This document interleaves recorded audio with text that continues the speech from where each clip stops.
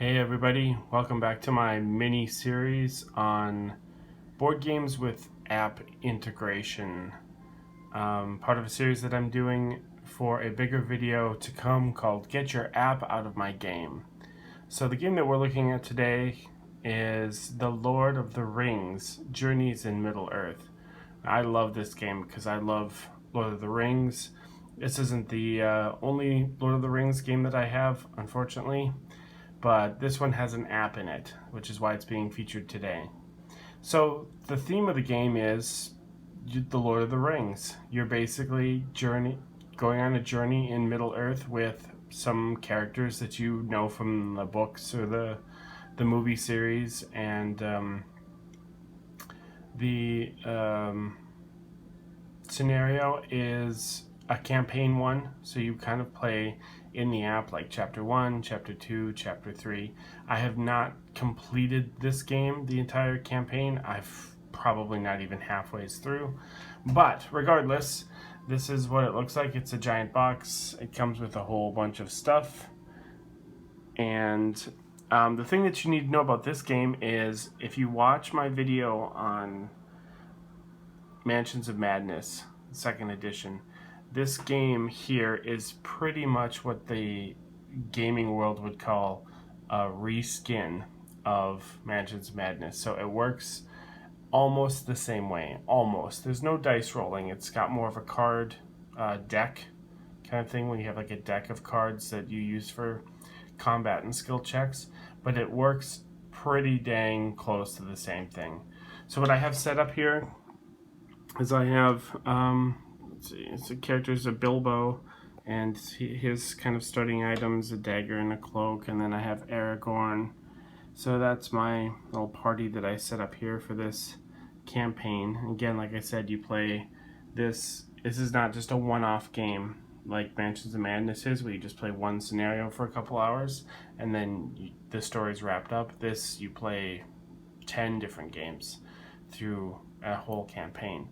And so most of it uses these tiles here that you'll put out, just like Mansions of Madness. You're going to be having different tiles that kind of fit together, and different tokens that'll come out, just like Mansions of Madness, that'll tell you like there's something that you can explore there, or there's something kind of nasty up there that you hear about, or this one up here is like a person.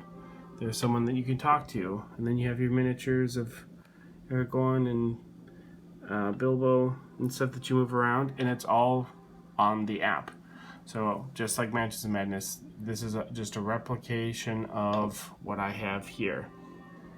And as your characters, move around to different things to interact with, you click on them on the app to kind of bring up what it is. If you want to do a search, then you will search and find out what it is and discard it. Same with like exploring. When you explore, it will tell you to find a certain numbered tile. If we can get this to focus. And so you'll find like 208A and then put it out, and then the app will reflect that. And you'll be going through and you'll be building this giant, I only have just the setup, like the starting setup, but you'll be building this giant thing covering pretty much most of the table for this game. There are two parts to this. This is the exploration mode, which I have set up. It was the easiest for me to set up. So there are also some parts in the campaign where you will be zooming in, very much like a D&D campaign, which I'll show you. So this is kind of a macro view, right? Like it's zoomed out of these lands. But there are some campaigns where you will have these boards very akin to like a D&D board, where you will be kind of moving your character along. And so this is a micro view, like zoomed in, and you will have your bad guys that kind of come out that you fight and stuff. So some of the campaign chapters you will be doing like an exploration, which will look like that, and some of them will be zoomed in to a battlefield where you'll be like on this big huge battle with all these creatures and stuff. And there are some 3D objects that you can put out too, like walls and doors and stuff that are all part of the box and everything that you get with it. Oh, I'm missing a tile in there. So it works pretty much the same as Mansions of Madness. They just added in this like scaled in sort of, it reminds me of D&D, you know, just kind of moving a guy around on like a map.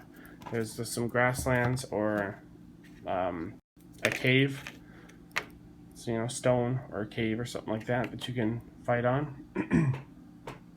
So that's the Lord of the Rings Journeys in Middle-earth, another game that's got an app that's involved that does a lot of what we call the bookkeeping, that takes care of how the bad guys move, how the tiles come out, how the story progresses, how well you're doing. It rates your game at the end as far as your threat, I think is what it's called.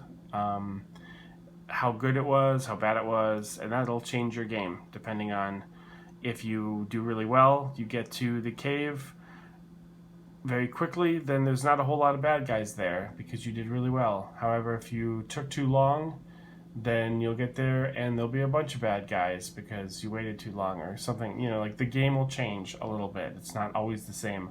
I've played through the first couple of campaign or chapters, I guess, about 2 or 3 times, and it's been a little different. There's little nuances in how it changes the setup and where the bad guys spawn and where the objectives spawn. Might be over here instead of over there, in this corner instead of that corner.